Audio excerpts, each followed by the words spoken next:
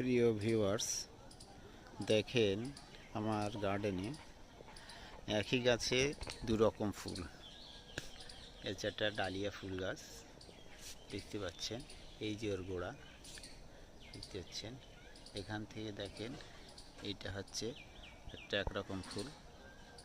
আবার একই গাছের গোড়া দিয়ে দেখেন এটা আর এক রকম ফুল। এটা একটা অস্বাভাবিক জিনিস। দেখেন,